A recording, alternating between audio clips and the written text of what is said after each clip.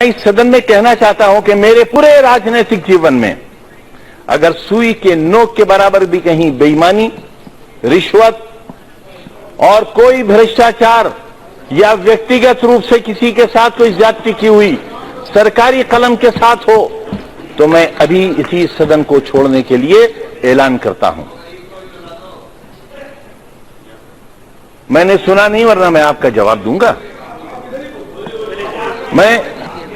मैंने मान्यवर बहुत साफ सुथरी जिंदगी गुजारी है, वरना इतना लंबा राजनीतिक सफर तय करने के बाद मैं देश की सबसे बड़ी अदालत में खड़ा हुआ नहीं होता। मैं उन उठने वाली आवाजों से भी कहना चाहता हूं कि 47 में बंटवारे के वक्त हमें हक था पाकिस्तान जाने का, आपको नहीं था। हमें हक था, लेकिन हमारे अजदाद ने यह तय किया कि यह वतन हमारा है। हमारे अजदाद की कब्रें हैं यहां, हमारे बुजुर्गों के मज़ारात हैं यहां। जामा मस्जिद है दिल्ली की, ताजमहल है, किले हैं, हमारे बुजुर्गों की यादें हैं, और यही आज धरोहर है हमारे भारत की। वही लोग गद्दार हो गए, उन्हीं का नाम लेकर सड़कों पर मारा जाने लगा। हम अपनी मर्जी से रुके थे, हमें किसी ने जबरदस्ती नहीं रोका था। जो अपनी मर्जी से रुके उनके लिए आज ही सदन में यह कहा गया कि जो वंदे मातरम नहीं कहेगा उसे भारत में रहने का अधिकार नहीं होगा। बहस वंदे मातरम की नहीं है। मेरी बात तो सुन लें आप, मेरी बात सुन लें, हो सकता है आपको शर्मिंदगी हो। बात वंदे मातरम की नहीं है मान्यवर। अगर कानून की बात करूं तो सुप्रीम कोर्ट कहता है कि वंदे मातरम के लिए मजबूर नहीं किया जा सकता, सबसे बड़ी अदालत वो भी है। लेकिन अगर आपने इतिहास पढ़ा हो, रेशमी रुमाल तहरीक, हिंदुस्तान को आजाद कराने के लिए कितने उलमा ने फांसी के तख्ते चूमे थे, कितने लोग मारे गए थे। देश में न जाने कितनी मिट्टी की पहाड़ियां वो हैं जिनमें हमारी लाशें आज भी सड़ गई होंगी, लेकिन उनमें दफन है।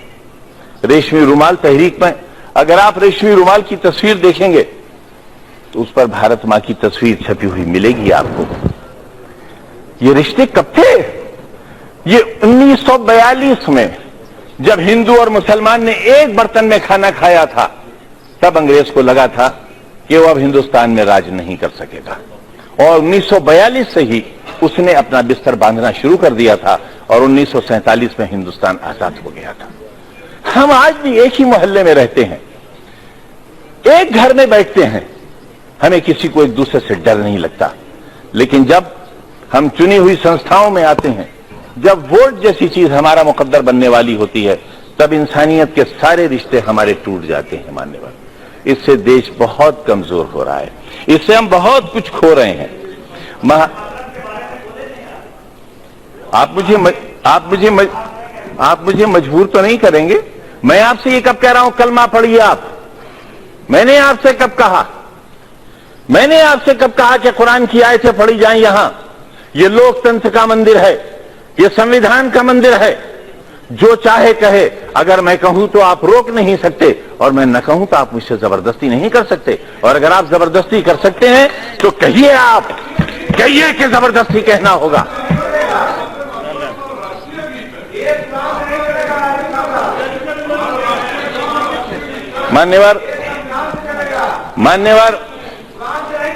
मान्यवर संविधान से चलेगा, यही तो हम भी चाहते हैं, यही हम चाहते हैं। अगर संविधान में कहीं किसी मजहबी किताब का कोई श्लोक, कोई आयत पढ़ने के लिए कहा गया हो, मैं सबसे पहला व्यक्ति होऊंगा जो इस हुक्म पर नतमस्तक करूंगा। मानो संविधान को।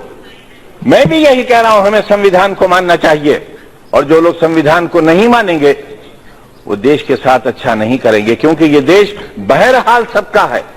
पूरा जिस्म हाथों से बना हुआ नहीं है, पूरा जिस्म पैरों से बना हुआ नहीं है। शरीर का एक हिस्सा खत्म कर दिया जाए, इंसान नहीं रह जाएगा। हिंदुस्तान एक बेहतरीन इंसान है, इसे बेहतरीन इंसान बना रहने दिया जाना चाहिए। ये कहना चाहता हूं मान्यवर। प्रधानमंत्री जी को, भारतीय जनता पार्टी को दूसरी सरकार बनाने के लिए बहुत मुबारकबाद। लेकिन ये याद रहे कि जिम्मेदारियों का बहुत बोझ है उनके कंधों पर। जो कहा जाए वो किया जाए। किसी को गलत नाम से, मैं एक छोटा सा व्यक्ति, भैंसे भी पालता हूं, प्रधानमंत्री जी को जनसभा में मेरी भैंसों का ख्याल रहा, मेरा ख्याल नहीं रहा मान्यवर। 4-4 साल के मासूम बच्चों को जिलाधिकारी और एडीएम स्कूल के अंदर कान पकड़कर उठा ले। यही है कानून का राज,